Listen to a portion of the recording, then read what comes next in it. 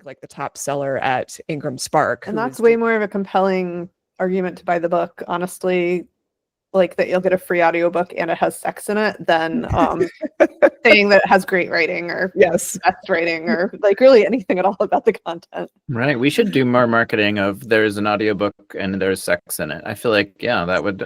We do have some crossover there. Hi, Right. I'm Joe Beal, the founder and CEO of Microcosm Publishing. I'm also the author of A People's Guide to Publishing, which distills what I've learned from selling millions of books over the past 28 years.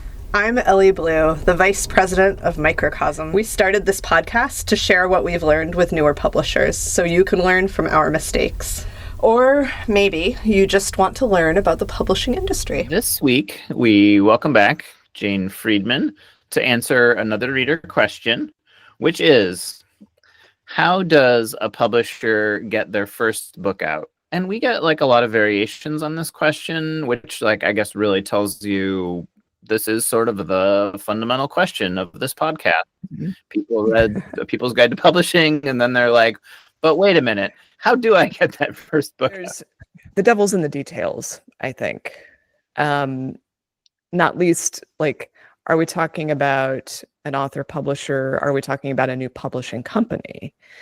And are we talking about books that are meant to go into the bookstore market, or are they meant to be sold direct to consumer? So that affects, the sort of answer you're going to get or what some of the best practices might be.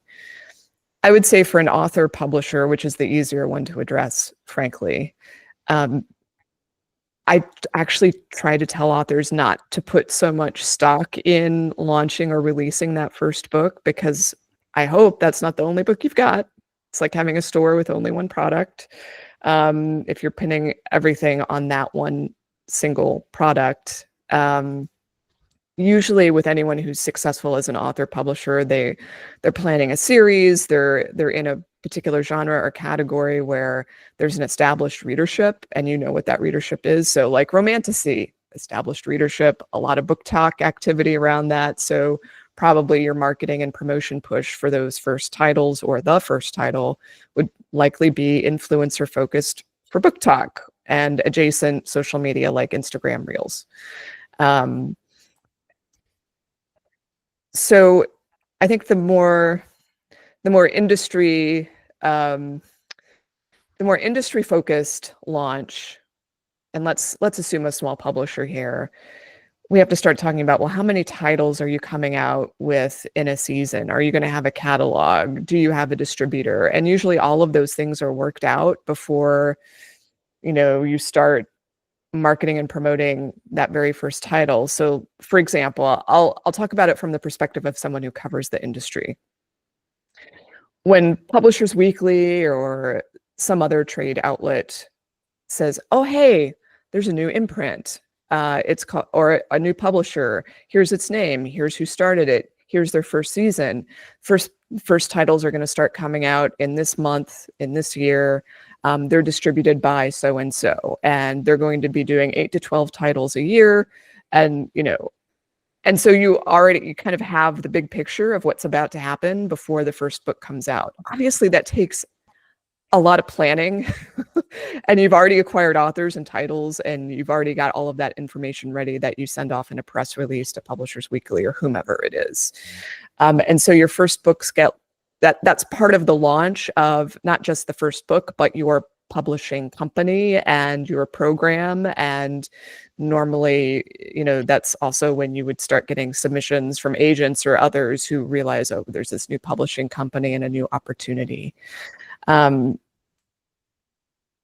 At that point, you have, like, even though a small publisher might have a distributor, there could be really more of a focus on direct to consumer sales or selling direct. Again, it's going to depend on the category.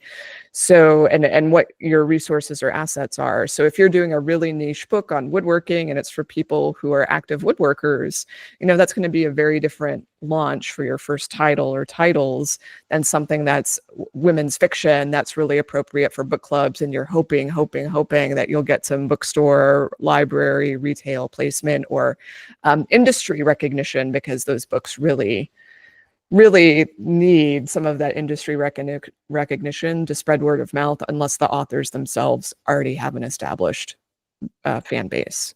So that's a starting point. Maybe I'll pause there and see what advice you would give to these folks.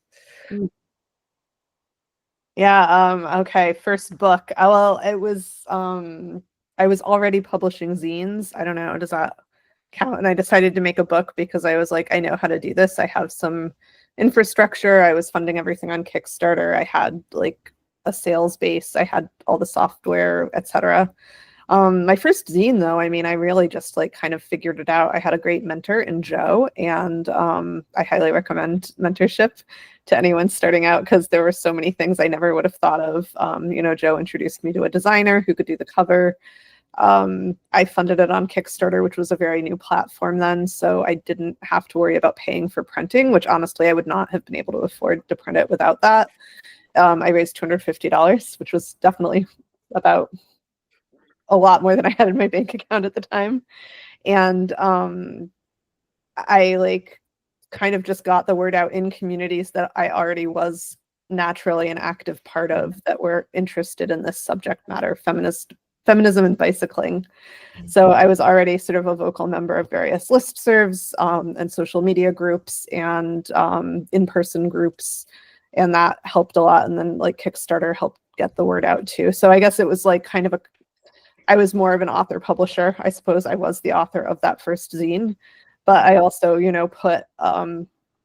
I decided to call it Taking the Lane. And then on a whim, I was like #1. And I was like, that was me establishing this is going to be a list and a series of things that continued. So I really had just started to envision that, but I also kind of had to see that the zine would sell well before I was going to invest in making more. And I don't know. Yeah. Like if you're starting out with a bunch of resources, you have the capital, you're willing to make the gamble, then, and you know what you're doing, by all means, like I would say go bigger, make bigger plans. And like you can always have bigger plans and dreams, but also I do think like having kind of a conservative start where you aren't exceeding your own reach excessively is the safer way to do it.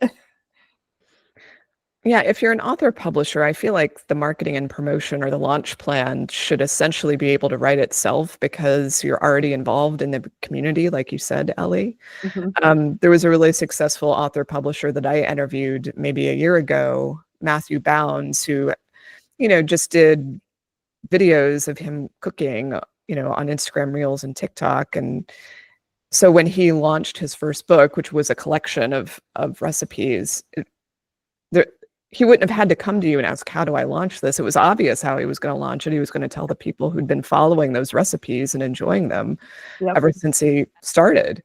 And I think sometimes authors get in their own way because they think they have to go do something more, proper or something that will get industry attention, like get into bookstores or get into libraries or whatever.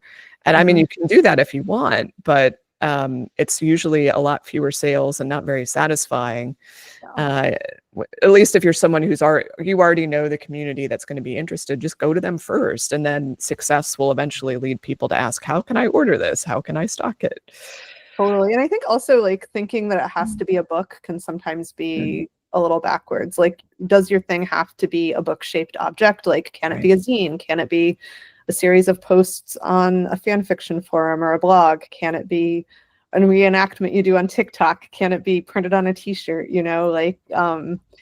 Like just having something that looks like a book is just such like a cultural icon or artifact that, it makes your grandma proud and it makes you feel like you're really doing things right because you're a published author, but that's not necessarily always the best way to get your ideas out there and reach your market at first. Like if you're going to invest the amount that you need to invest to make a book, like I would like build the infrastructure first to make sure that you have an audience for it.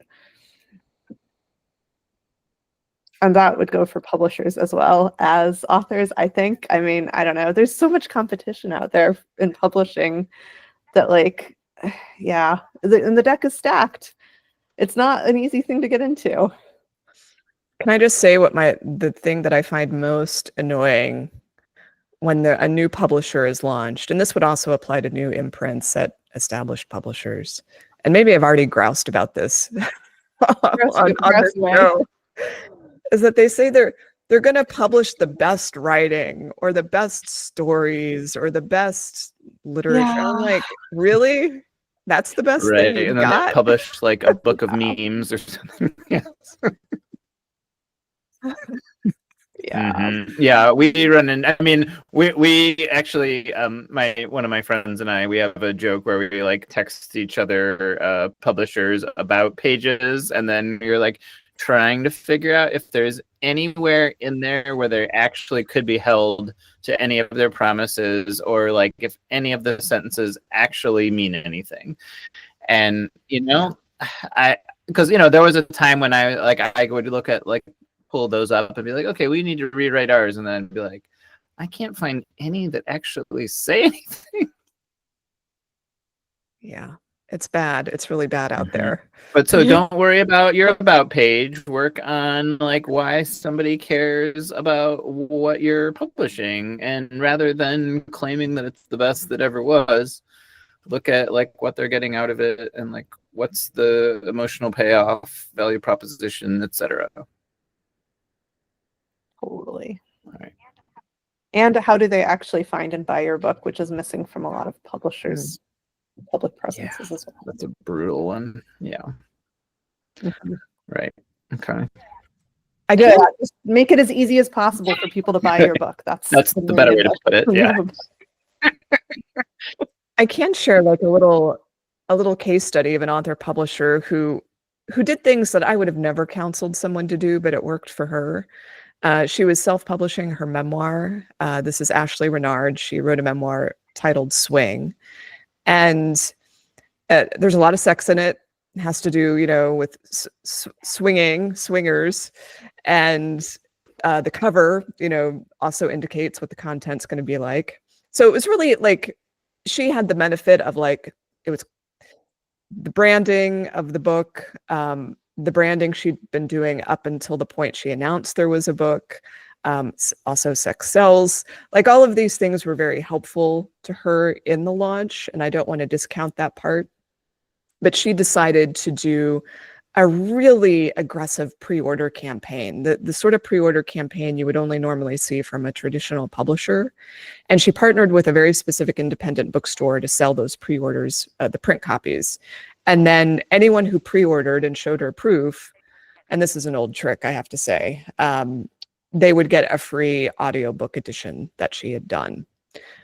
And she just used that offer to help create this virality around it, to get people to share it and say, oh, if you order this, you're going to get the free audiobook today. Obviously, that would be a hard launch to execute with a traditional publisher. She could do it because she was working independently. Thanks for joining us once again. Please send your questions to podcast@microcosmpublishing.com so we can answer them on future episodes. And please give us 5 stars on iTunes and everywhere else that podcasts are reviewed. You can find us on the internet at microcosm.pub, on Twitter at microcosm, on Facebook at Microcosm Publishing, on Instagram at microcosm_pub, and here in Portland, Oregon on North Williams Avenue. Thank you so much. Have a wonderful week.